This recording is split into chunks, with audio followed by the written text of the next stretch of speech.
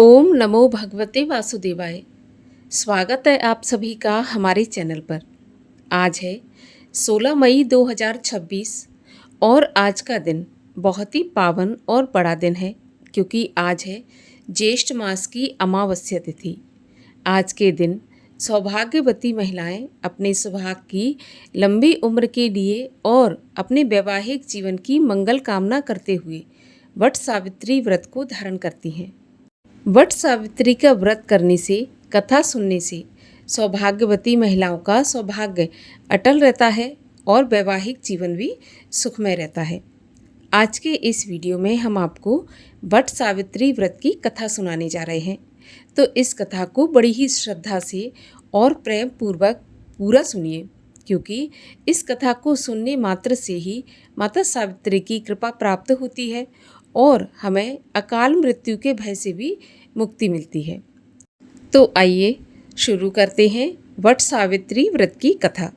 कथा पसंद आए तो लाइक अवश्य कर दीजिए और अगर अभी तक चैनल को सब्सक्राइब नहीं किया है तो चैनल को सब्सक्राइब करके बेल आइकन पर क्लिक कर लीजिए।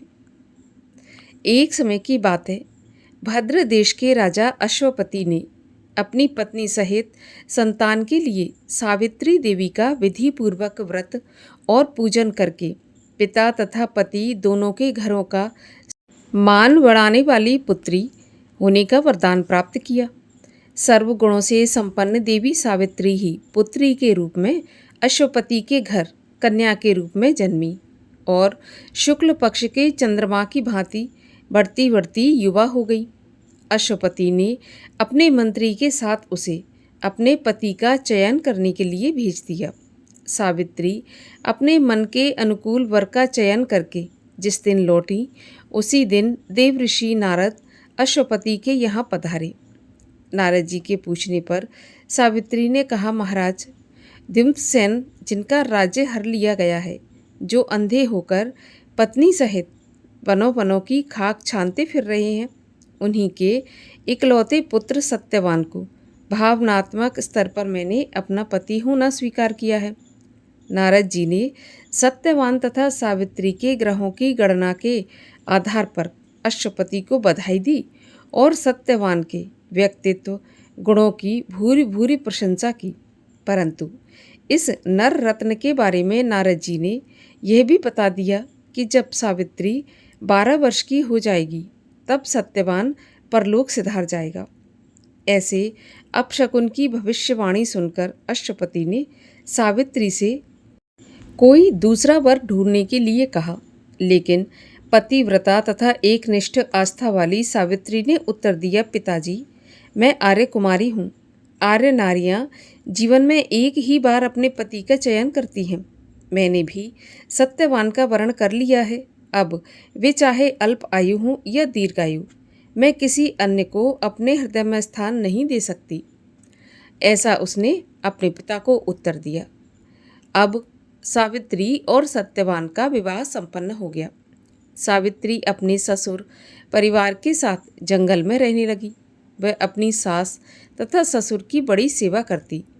ऐसे ही समय बीतता गया और आखिर सावित्री 12 वर्ष की हो गई। उस दिन जब सत्यवान लकड़ियां काटने के लिए चला तो सास ससुर से आज्ञा लेकर वह भी उसके साथ चल दी। जंगल में सत्यवान ने मीठे मीठे फल लाकर सावित्री को दिए और स्वयं एक पेड़ पर लकड़ियां काटने के लिए चढ़ गया।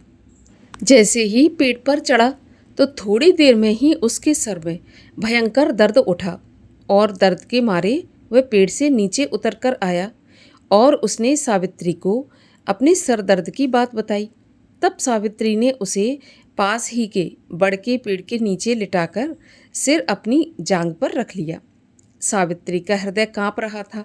देखते ही देखते यमराज ने ब्रह्मा के विधान की रूपरेखा सावित्री के सामने स्पष्ट की और प्राणों को लेकर चल दिया। और सावित्री ने भी यमराज का पीछा करना शुरू कर दिया। पीछे आती हुई सावित्री को देखकर यमराज ने उसे लौटने का आदेश दिया, लेकिन वह उत्तर में बोली, महाराज, पत्नी के पत्नित्व की सार्थकता इसी में है कि वह उसकी छाया के समान उसका अनुसरण करे। मैं ऐसा ही कर रही हूँ। मेरी मर्यादा है, इसके विरुद्ध भी बोलना मेरे लिए शोभनीय नहीं है, मेरे लिए पाप होगा। सावित्री की ऐसी बातें सुनकर और उसकी धर्मनिष्ठता देखकर यमराज ने उनसे कहा कि पति के प्राणों के अलावा तुम जो भी वरदान मांगना चाहती हो वो मांग सकती हो। तब सावित्री ने यमराज से ये मांगा कि सास ससुर की आँखों की खोई हुई ज्योति तथा दीर्घायु दे। यमराज ने कहा तथास्तु, और ऐसा कहकर यमराज आगे बढ़ गए। अब सावित्री फिर से यमराज के पीछे हो ली। थोड़ी दूर जाने पर यमराज ने मुड़कर देखा तो सावित्री पीछे पीछे आ रही थी। यमराज ने उसे फिर से आगे बढ़ने से रोककर विपरीत दिशा में चलने का आदेश दिया, अर्थात उसको लौट जाने का आदेश दिया। इस पर सावित्री ने दोबारा कहा, हे धर्मराज, पति के बिना नारी के जीवन की कोई सार्थकता नहीं है। हम पति पत्नी भिन्न भिन्न मार्ग कैसे अपना सकते हैं? जिस ओर मेरे पति जाएंगे मैं भी उसी तरफ ही जाऊंगी। मेरे लिए वही मार्ग सुगम है। यमराज ने सावित्री के पतिव्रत धर्म की निष्ठा पाकर पुनः वरदान मांगने के लिए कहा।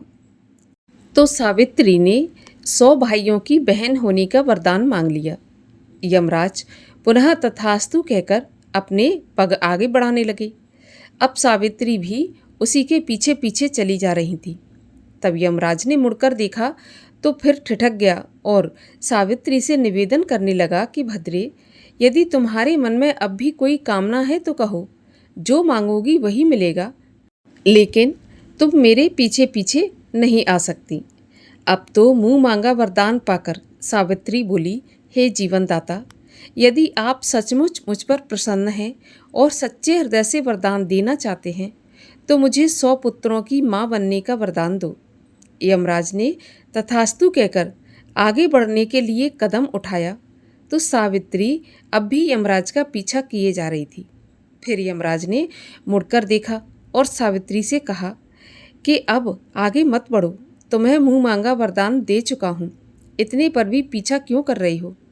तब सावित्री ने बड़ी ही विनम्रता पूर्वक कहा, धर्मराज, आपने मुझे 100 पुत्रों की माँ बनने का वरदान दिया है, पर क्या पति के बिना मैं संतान को जन्म दे सकती हूँ?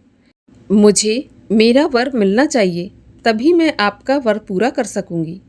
सावित्री की धर्मनिष्ठा, ज्ञान, विवेक तथा पतिव्रत की बात जानकर यमराज ने सत्यवान को अपने पाश से स्वतंत्र कर दिया।